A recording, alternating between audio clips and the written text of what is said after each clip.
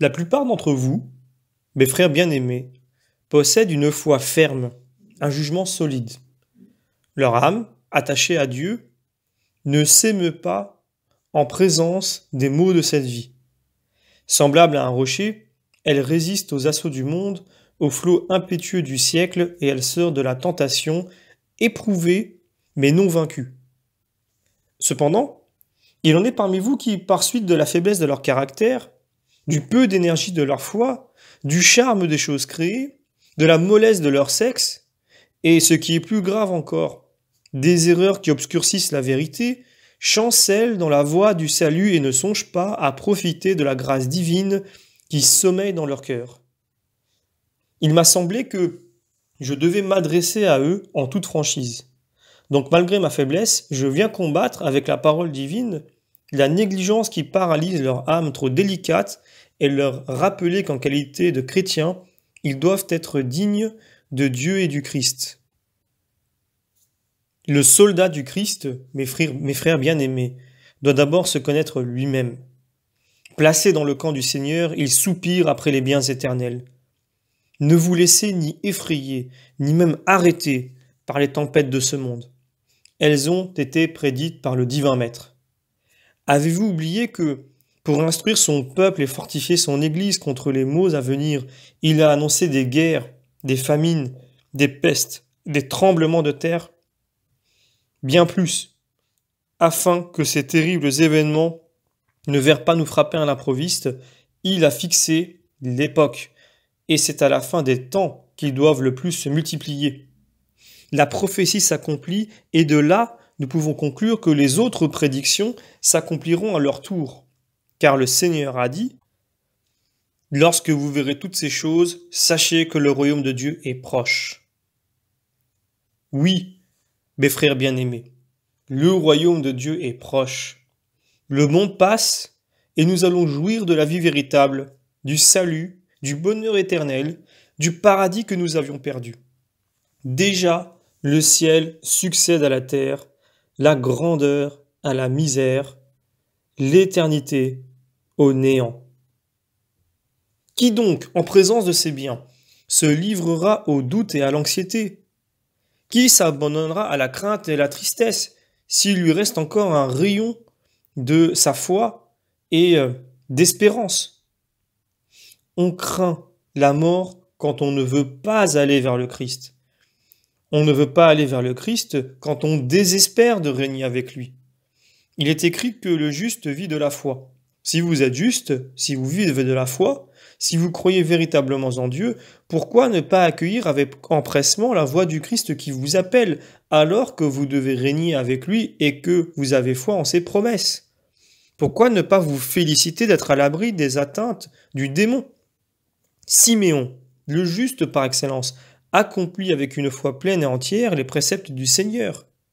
Il reçut du ciel la promesse de ne mourir qu'après avoir vu le Christ. Jésus se présente dans le temple, entre les bras de sa mère. À cette vue, le vieillard reconnaissait le Messie, objet de tant de prophéties. Il sait que sa dernière heure est venue. Ivre de joie, il prend l'enfant entre ses mains, et sûr d'aller prendre sa place au royaume céleste, il s'écrie « Maintenant, Seigneur, vous pouvez laisser partir votre serviteur, car mes yeux ont vu l'aurore du salut. » Il montrait par là qu'il n'est, pour les serviteurs de Dieu, de paix, de liberté, de tranquillité véritable que lorsqu'après avoir traversé les tourbillons de ce monde, ils arrivent au port de l'éternelle sécurité, lorsque, vainqueurs de la mort, ils se revêtent d'immortalité. Là, en effet, se trouve pour nous la paix, la tranquillité, le repos éternel. La vie de ce monde est-elle autre chose qu'une lutte perpétuelle avec le démon? N'avons-nous pas à repousser tous les jours ces traits meurtriers? L'avarice, l'impureté, la colère, l'ambition, tels sont les ennemis que nous devons combattre. Tous les jours, nous avons à lutter péniblement contre les vices de la chair et les séductions du siècle. L'âme humaine, assiégée comme une place forte par la malice du démon. peut à peine faire face et résister à toutes ces attaques. Si vous terrassez l'avarice, l'impureté se dresse contre vous. Si vous étouffez l'impureté, l'ambition lui succède. Si vous méprisez l'ambition, vous voilà enflammé de colère, enflé d'orgueil, sollicité par la sensualité. Vous voilà en butte au trait de la jalousie et de l'envie qui brisent parmi nous les liens de la concorde et de l'amitié. La malédiction monte à vos lèvres et pourtant, la loi divine la défend. On vous force à jurer et pourtant ce n'est pas permis. Nous avons tant de persécutions à subir, tant de périls à surmonter, et nous nous plaisons à prolonger notre séjour ici-bas, au milieu des glaives du démon. Ah! Qu'il serait plus sage d'invoquer le secours de la mort pour hâter notre retour auprès du Christ. En vérité, nous dit-il, vous pleurerez, vous gémirez, et le monde se réjouira. Vous serez triste, mais votre tristesse sera changée en joie. Qui ne désirerait être exempt de tristesse? Qui ne se hâterait d'accourir à la joie? Or, le Seigneur nous déclare quand notre tristesse sera changée en joie. Je vous reverrai, dit-il, et votre cœur se réjouira, et personne ne vous enlèvera votre joie. Puisque notre joie consiste à voir le Christ et qu'elle ne peut pas exister sans cette vue, quel aveuglement, quelle démence d'aimer les chagrins, les peines, les larmes de cette vie et de ne pas hâter de ses vœux l'avènement de ce bonheur que personne ne peut nous ravir. La cause de ce désordre, mes frères bien-aimés, c'est le manque de foi. Personne ne croit à la réalité des promesses du Dieu qui est la vérité même, du Dieu dont la parole est éternelle et immuable. Si un homme sérieux et honnête vous faisait une promesse, vous croiriez à sa parole, vous le jugeriez incapable de vous tromper, parce que vous savez qu'il est sincère dans ses discours et dans ses actes. Voilà que Dieu vous parle, et vous, homme de peu de foi, vous êtes indécis et flottants. Dieu, à votre sortie de ce monde, vous promet l'immortalité et l'éternité bienheureuse, et vous doutez. C'est ne pas connaître Dieu. C'est offenser, par son incrédulité, le Christ, maître des croyants. C'est manquer de foi dans l'Église, qui est le sanctuaire de la foi. Vous voulez savoir combien il est avantageux de quitter cette vie? Écoutez le Christ qui connaissait si bien nos véritables intérêts. Comme ses disciples étaient attristés, parce qu'il leur annonçait son prochain départ, il leur dit « Si vous m'aimiez, vous vous réjouiriez, parce que je retourne vers mon Père. » Il vous montre, par ces paroles, que lorsque les êtres qui nous sont chers sortent de ce monde, nous devons en ressentir plus de joie que de douleur. Le grand apôtre se rappelait ces vérités lorsqu'il écrivait « Le Christ est ma vie, et la mort est un gain pour moi. » Il regardait comme un grand avantage de briser les liens qui l'attachaient à la terre, de n'être plus en but aux vices et aux exigences de la chair, de s'élever au-dessus des tribulations d'ici-bas et libre enfin des embûches du démon, de suivre la voie du Christ qui l'appelait au royaume céleste. Mais il en est qui s'étonnent de voir que les fidèles tombent aussi bien que les idolâtres sous les coups de la contagion. On se fait donc chrétien pour se mettre à l'abri des maux de cette vie, pour jouir de toutes les félicités du siècle, et non pour souffrir ici-bas toutes sortes d'adversités en vue de la joie future. Il en est qui s'étonnent de voir que la mort nous frappe comme les autres. Mais dans ce monde, tout nous est commun avec le reste des hommes, puisque selon les lois de la nature, nous avons la même chair. Tant que nous restons sur cette terre, nous appartenons au genre humain par le corps. Nous en sommes séparés par l'esprit.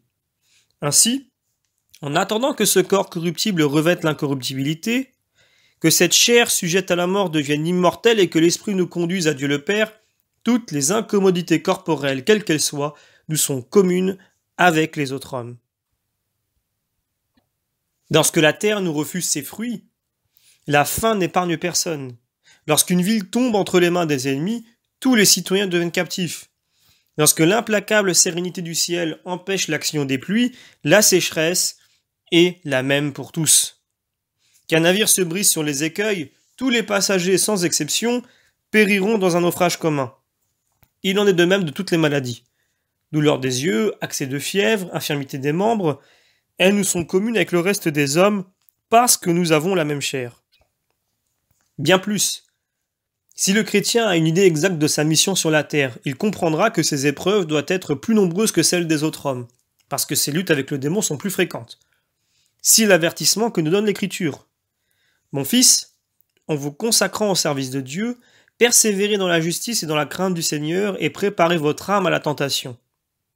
Et plus loin, soyez fermes dans la douleur, patients dans l'humiliation, car l'or et l'argent sont éprouvés par le feu et l'homme dans le creuset de l'humiliation.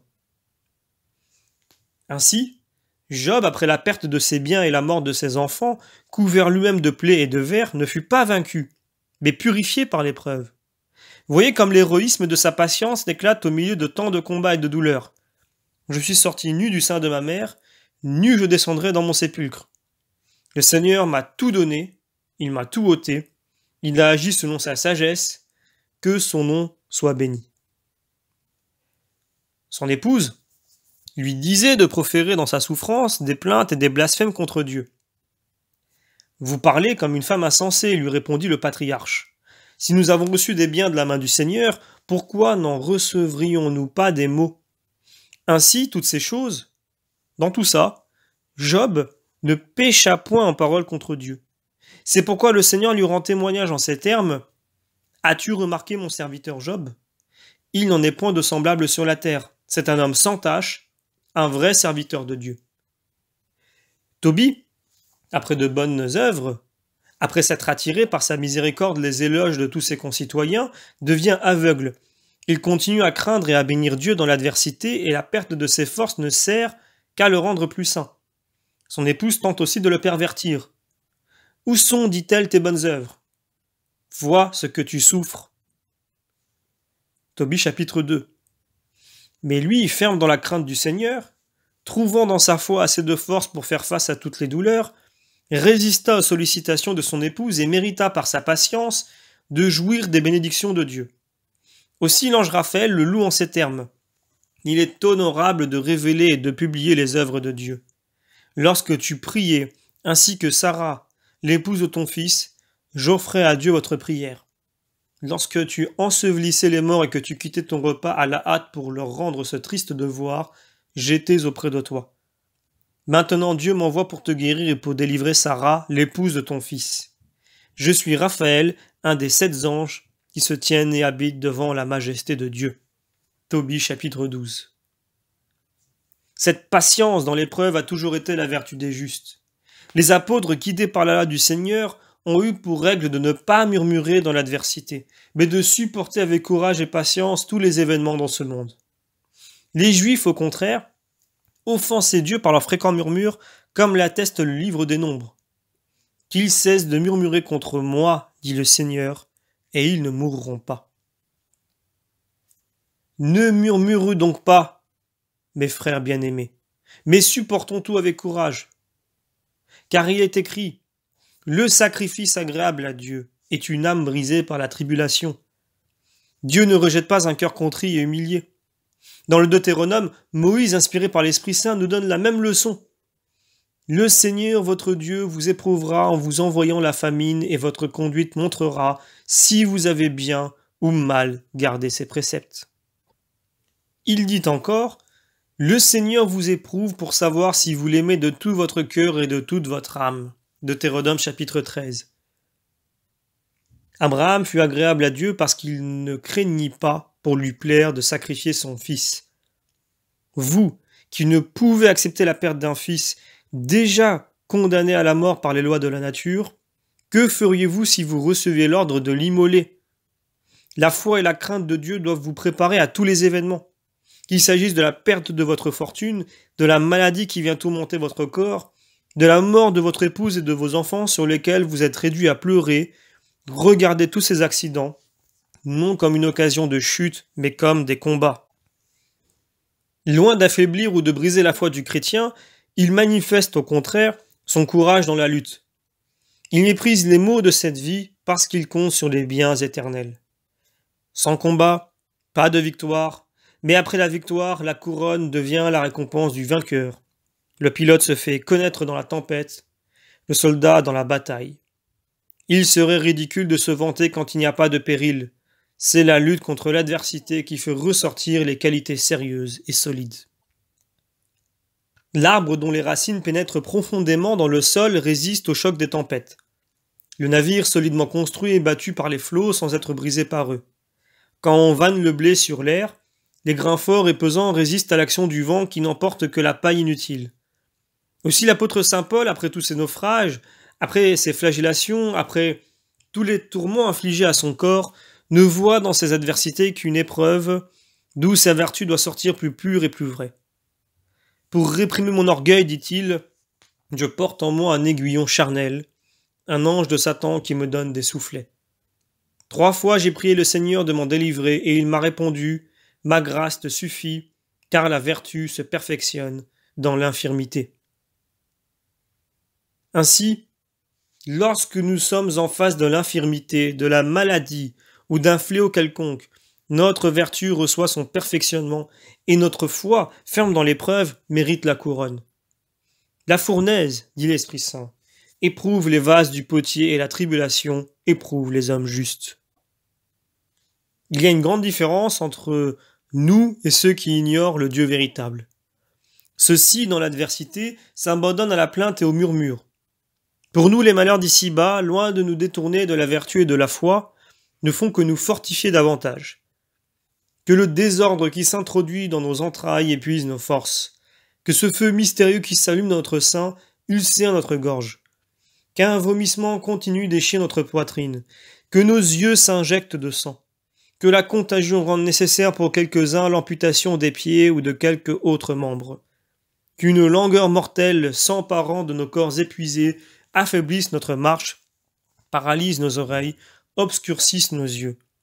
Ce sont autant de moyens par lesquels notre foi s'éclaire et se perfectionne. Déployer toutes ses forces contre les atteintes mortelles du fléau, n'est-ce pas l'effet d'une grande âme? Se tenir debout au milieu des ruines du genre humain, alors que ceux qui n'espèrent pas en Dieu demeurent prosternés, n'est-ce pas le comble de la gloire? Ah! Félicitons-nous de nos disgrâces, sachons en tirer parti, puisqu'en manifestant notre foi, en souffrant pour le Christ, nous arrivons par la voie étroite à la récompense qu'il nous destine. Qu'il craigne de mourir celui qui n'est pas régénéré par l'eau et l'esprit, et qui est dévoué d'avance aux flammes de l'enfer. Qu'il craigne de mourir celui qui est étranger à la croix du Christ. Qu'il craigne de mourir celui qui, après cette mort, aura en partage la mort éternelle. Qu'il craigne de mourir celui qui, en quittant cette vie, sera tourmenté par les flammes. Qu'il craigne de mourir celui dont la dernière heure n'est différée que pour retarder ses tortures et ses gémissements. Il n'en est pas de même des chrétiens. Ils meurent sous les coups de la contagion, mais pour eux la mort, c'est la délivrance. Les Juifs, les idolâtres, les ennemis du Christ ne voient qu'un fléau dans la mortalité qui nous afflige. Les serviteurs de Dieu la regardent comme l'entrée au port du salut. Les justes sont confondus par la mort avec les pécheurs sans aucune distinction, c'est vrai. Mais ne croyez pas que leur destinée soit la même. Les justes sont appelés aux joies du ciel, les méchants aux supplices éternels. La mort ne fait que hâter la récompense des uns et le châtiment des autres. Nous payons d'ingratitude les bienfaits de Dieu, frères bien-aimés, parce que nous n'en connaissons pas le prix. Voilà nos jeunes vierges qui quittent ce monde avec toute leur gloire et qui n'ont à craindre ni les menaces, ni la corruption de l'antéchrist qui va paraître. Voilà nos jeunes gens qui échappent au péril des passions et qui, sans avoir combattu, reçoivent la couronne d'innocence. Les femmes délicates n'ont plus à redouter les tourments. Une mort rapide les met à l'abri de la persécution et des mains du bourreau. La peur de la mort, que le fléau tient suspendu sur nos têtes, enflamme les tièdes, ranime les lâches, ramène aux rigueurs de la règle ceux qui s'en étaient écartés. Cette crainte salutaire rappelle dans nos rangs les déserteurs et force les païens à se pénétrer dans l'enseignement de la foi. Ainsi, tandis que les vétérans de l'Église sont appelés au repos, je vois se former une nouvelle armée plus forte que la première. Elle marche au combat sans craindre la mort et vient combler les vides que le fléau a fait dans nos rangs. Que vous dirais-je encore, mes frères bien-aimés? N'était-il pas juste et nécessaire que la contagion, qui paraît si horrible et si lugubre, vînt éprouver nos âmes et manifester notre foi? Oui, il fallait voir si les hommes bien portants viendraient au secours des infirmes, si les membres de la famille s'aimaient véritablement entre eux, si les maîtres auraient pitié de leurs serviteurs languissants, si les médecins seraient sensibles aux supplications des malades, si les orgueilleux mettraient un terme à leur violence, Si les avares en face de la mort sauraient réprimer leur cupidité insatiable, si les superbes se résigneraient à courber la tête, des pervers à tempérer leur audace, si les riches, voyant mourir leurs héritiers, se résoudraient enfin à faire des largesses aux pauvres, quand le fléau n'aurait eu d'autre effet que de nous montrer la mort en face, ce serait un grand avantage pour les chrétiens. En affrontant la mort, nous apprenons à désirer le martyre. Ce spectacle funèbre est pour nous un exercice. Notre âme y puise de nouvelles forces et, par le mépris de la mort, elle se prépare à recevoir la couronne. Mais je prévois une objection. On me dira peut-être ce qui m'attriste dans les circonstances présentes, ce que j'étais prêt à confesser, le nom de Jésus-Christ, je m'étais dévoué à la souffrance, de tout mon cœur et de toutes mes forces. Me voilà donc privé de la palme du martyr si je suis surpris par la mort. Je répondrai d'abord que le martyr dépend non de vous, mais de la grâce divine. Vous ignorez si vous êtes digne de le recevoir. Vous ne pouvez donc pas dire que vous l'avez perdu. En second lieu, Dieu scrute les reins et les cœurs. Il connaît vos pensées les plus secrètes, il vous voit, il vous loue, il vous approuve. S'il reconnaît que vous étiez préparé au martyre, il récompensera votre courage. Dans ce qu'il offrait à Dieu ses présents, Caïn n'avait pas encore tué son frère, et pourtant, Dieu qui connaît l'avenir, condamna un crime qui n'existait que dans la pensée du coupable. Si Dieu lit dans les mystères de l'avenir un projet criminel, pourquoi ne couronnerait-il pas dans ses serviteurs l'amour du bien, la résolution de lui rendre témoignage et le désir du martyr? L'âme peut faiblir devant le martyr, mais le martyr aussi peut trahir les désirs de l'âme. Tel vous êtes au moment où Dieu vous appelle, tel vous serez jugé par lui. Il dit lui-même, toutes les églises sauront que c'est moi qui sonde les reins et les cœurs. Apocalypse chapitre 2. Dieu ne demande pas notre sang, mais notre foi. Abraham, Isaac et Jacob ne périrent pas par le glaive. Cependant, leur foi et leur sainteté leur donnent la première place parmi les patriarches. Et c'est auprès d'eux que se réunissent tous les fidèles qui ont trouvé grâce devant Dieu. C'est la volonté divine et non la nôtre que nous devons accomplir, comme nous l'enseigne la prière du Seigneur. Quelle folie! Demander l'accomplissement de la volonté divine et ne pas obéir à l'ordre de Dieu quand il nous rappelle de ce monde. Nous résistons de toutes nos forces comme des serviteurs opiniâtres. Nous arrivons tristes et chagrins en la présence du Maître. C'est une nécessité fatale et non la soumission de notre volonté qui nous fait quitter ce monde. Nous allons à Dieu malgré nous et nous attendons de lui la récompense céleste. Pourquoi demander l'avènement du royaume de Dieu si la captivité de la terre a pour nous tari de charme? Pourquoi cette prière si nous préférons être ici-bas les esclaves du démon que de régner avec le Christ? Dieu a daigné nous manifester les secrets de sa providence. Il nous a montré qu'il s'occupe du salut des siens. Un de nos prêtres, affaibli par la maladie, touché à sa dernière heure. Déjà, il priait Dieu de le retirer de ce monde lorsqu'il vit apparaître un jeune homme rayonnant de gloire et de majesté. Sa taille était élevée, son visage radieux. L'œil humain ne peut supporter tant d'éclat, à moins que, sur le point de quitter cette vie, il n'acquiert une force nouvelle. Le jeune homme frémit et s'écria avec indignation. « Vous craignez de souffrir, vous ne voulez pas quitter cette terre. Comment dois-je vous traiter ?» Ces paroles renferment à la fois un reproche et un avis. Elles s'adressent à ceux qui craignent la persécution et à ceux qui hésitent sur le seuil du tombeau pour réprimer en eux les désirs de la terre et pour fixer leurs pensées sur l'avenir. Le prêtre, expirant, entendit ces paroles que le messager céleste adressait au peuple chrétien. Elles n'étaient pas pour lui, mais pour nous. Il ne les entendit que pour les redire. Qu'avait-il à apprendre, lui qui allait quitter cette vie? Mais c'est nous qui devons profiter de la leçon, en voyant réprimander de la sorte un prêtre du Seigneur, qui soupirait après la mort. Apprenons à connaître nos véritables intérêts. Et moi aussi, le plus petit et le dernier d'entre vous, j'ai souvent reçu des révélations semblables. Souvent la grâce divine est venue m'éclairer. Aussi je ne cesse de dire et d'enseigner publiquement que nous ne devons pas pleurer nos frères lorsque, À la voix du Seigneur, ils sortent de ce monde. Ils ne sont pas perdus pour nous, mais ils nous devancent. Ils ne s'éloignent pas.